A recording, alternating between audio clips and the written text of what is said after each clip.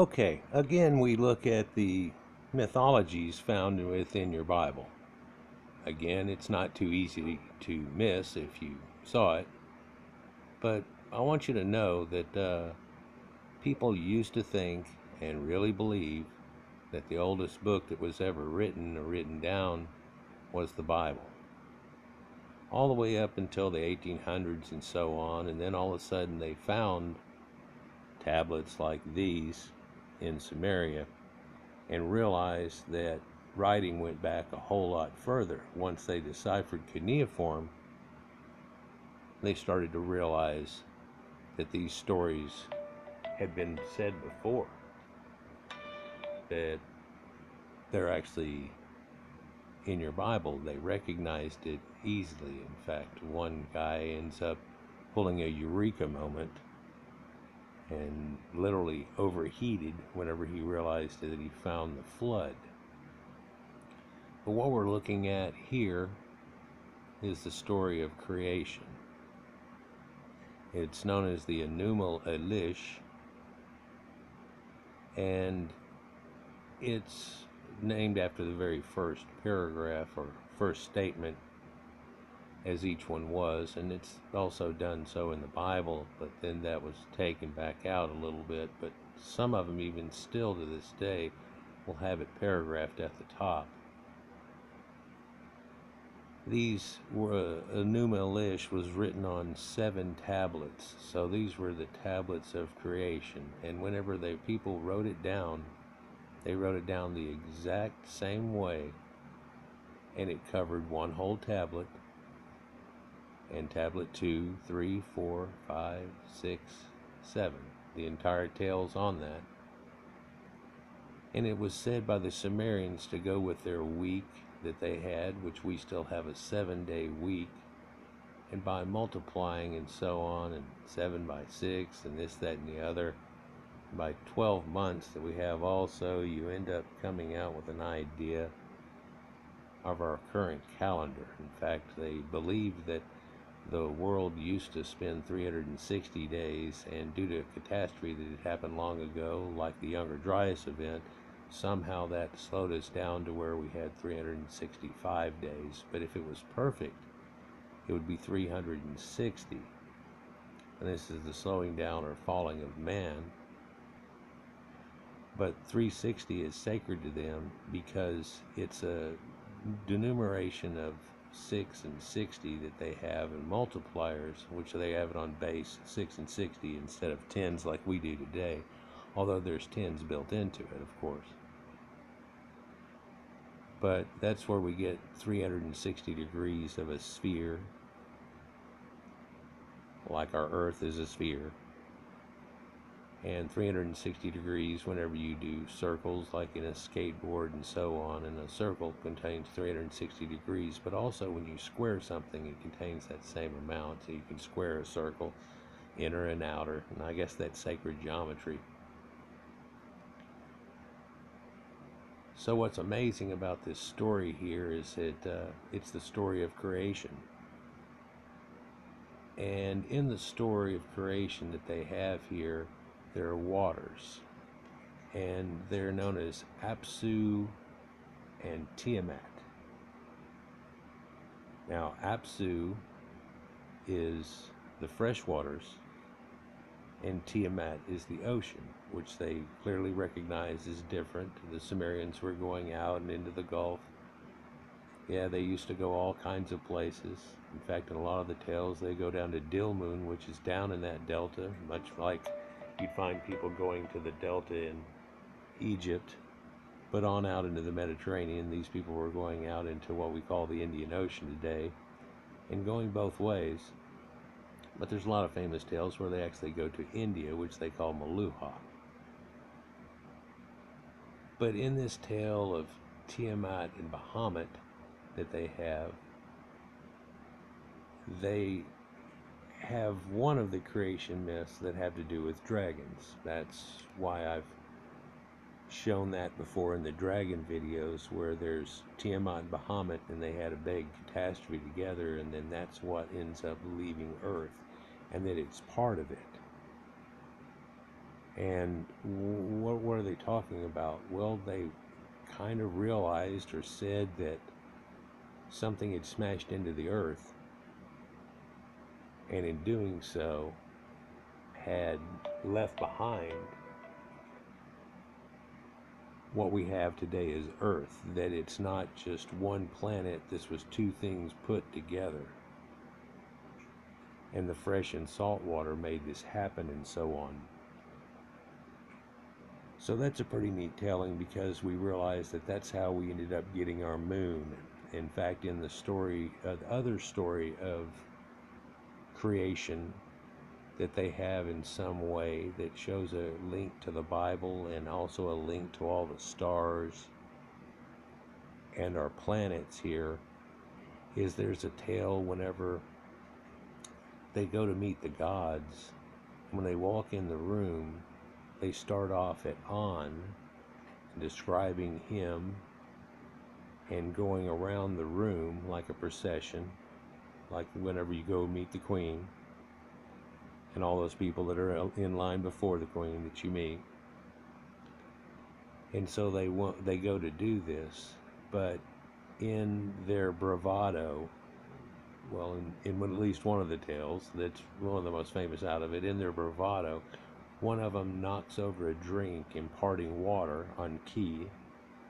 This is Gaia, this is the earth, imparting the water on her, and a fight ensues between Kingu and her bodyguards, and therefore, in the process, real quickly, he gets his head chopped off, and when his head falls on the ground, it ends up rolling around and facing her and becomes pale, and they say that Kingu is then forever facing Kia. A lot of people go right past this, but this is the man in the moon. The moon always faces us. We don't see the dark side of the moon, although the dark side of the moon, whenever it's around the other way, is getting lit. So it's not true that it's the dark side of the moon. It's the unknown side of the moon to us, because it really oscillates facing at us, and that's the man in the moon. There's also a rabbit in the moon. A lot of people have probably seen videos on that and so on. A clown face, if you will. Something that looks like the Stay Puft Marshmallow Man. All kinds of things you can get out of that, out of pareidolia. But when this catastrophe happens here, this is relating the idea of how we got our moon. You can correlate that to the way we think that we got our moon today in this catastrophe that happened, and they say that this created a great belt of stars. In some tales, her rib cage is what's holding up the sky, which keeps the air stuck to our planet, and we're inside of a bubble in that way. Which actually in your Bible, it gets transposed in the idea that there's a metal orb over the top of us, and we actually live in a snow globe. But it also talks about the four corners of the earth, and it's flat. And that's where people still get hung up on this flat earth theory, because it says it's put up on four pillars. The earth is sitting here up on four pillars, as opposed to floating off beside itself, with nothing really affecting it. So you get this weird cosmic idea that they had going on here. But then the strange thing about this is that whenever they're telling this tale, and they started off, in your Bible, one of the very first things it's ever said is, in the beginning, and the earth was null and void. And that is Tohu and bohu in your Hebrew Bible, showing you that they changed what the words actually kind of mean, but that's meant to mean the deep abyss.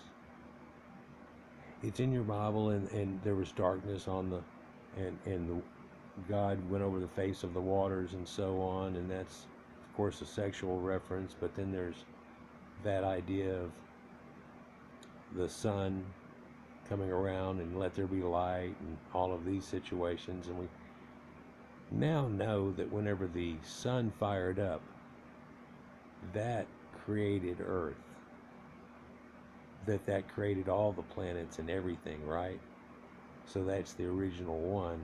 And amazing old sun worship kind of deviates around that idea with Han and the great gods, the sun god Ra, and all these things, and their symbol of the start that made everything.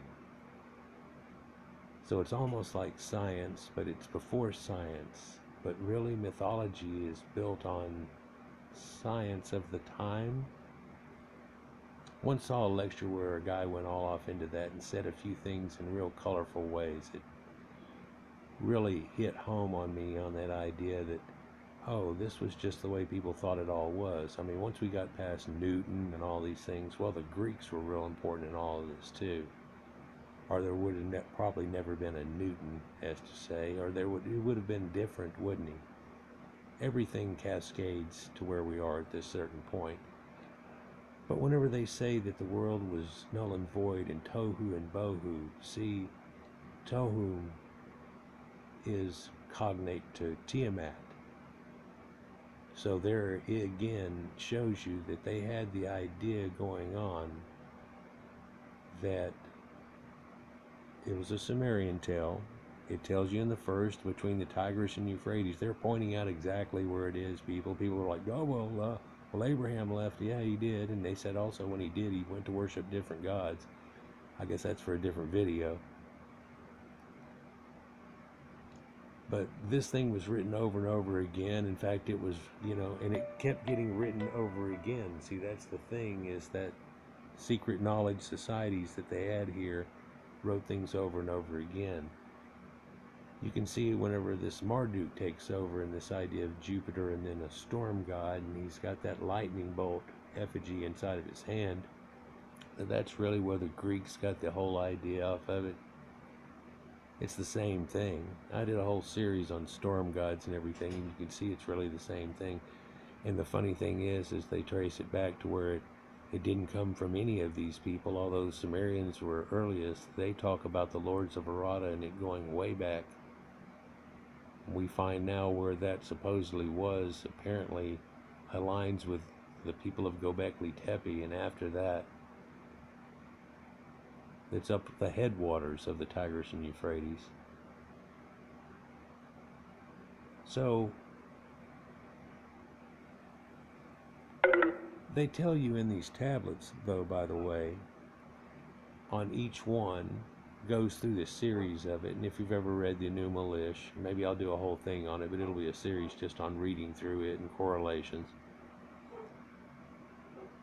But this idea where we have a dragon over here at the left, if you look, it's like a lizard creature with a weird strange face, but of course he's got angel wings. Well, so does the gods that are here. That's where that whole concept comes from, even though he's got doubled up wings like a butterfly. Knock, knock, knock. And if you'll look, it's strange that they actually have bird feathers on them, but now we realize that the dinosaurs of old and things where they got these bones from and made up these stories out of used to have feathers. Perhaps just the name dinosaur itself got us all way off in left field with it, because that made everything try to look like a lizard, didn't it? But then when we realized raptors come out to raptors as far as birds today and everything, and the big thing that happened a long time ago in millions of years of evolution and a whole lot more catastrophes that keep whittling things down and doing it over and over again, like the Younger Dryas. Because we barely see the Younger Dryas and it took so long to do it, are there not hundreds of those in between the dinosaurs and us that were smaller events? Maybe smaller than the Younger Dryas, let's say, of course. But then again, the changing of an ice age into our modern time was really a drastic event, especially for coastal people, but then again, that's for a different video. One other interesting thing about this 7 tablets of creation, see, in your Bible there's only 6 days, but what do? Well, on the 7th day rested. Well, amazingly, on the 7th tablet, they tell you that it's all done and the gods rest. I've heard apologetics make all kinds of comments about this. You know what's weird about it is God needs to rest. He's not this all-powerful guy after 6 days and doing all this. He's just got to rest. You know, in one day he creates the whole universe and everything, and he doesn't need a nap after that, really? Well, he's taking a nap every night, isn't he? But then there's stories about that concept too, and whenever he's asleep, he's awake, and so on.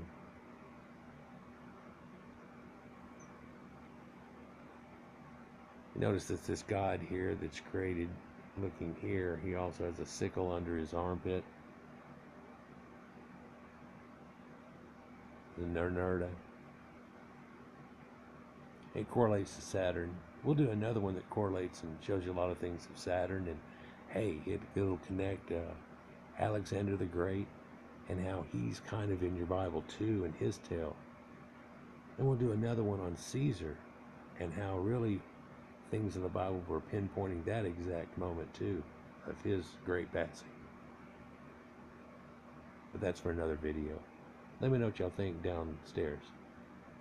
Peace.